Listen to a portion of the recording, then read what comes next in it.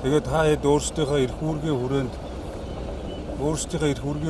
хүрээнд хийх ажлуудаа тэгээд зохион байгуулалтаа нөгөө гэрээгээр хэвлэсэн үүрэгт ажлаа одоо хангалттай зохион байгуулж чадахгүй ийм хэмжээнд хүрэх юм бол нэг хугацаа алдна. Хоёрд одоо бид нар эрх болгондоо өөрсдийн санаачлагаар өөрсдийнхөө одоо хариуцлагын хүрээнд хийчих ажлууд нь хийгдэхгүй орхигдоод хаягдаад хоорондоо зарим ажлууд нь дунд нь орхигдоод явдаг ийм асуудлуудыг харсаар байгаад зүгээр ингээд үзээд яваадах гэдэг юм уу, хилээд яваадах тийм боломж байхгүй. Эсвэл одоо байнга эрх болгондоо загнаал зандраад нэг бол одоо шаардаа шахаадах бас тийм одоо шаардлага байхгүй. Гэхдээ одоо хийх ажлаа хийхгүй бол зохион байгуулж чадахгүй бол бид хатуу шаардлага тавьдгаараа тавиад явна.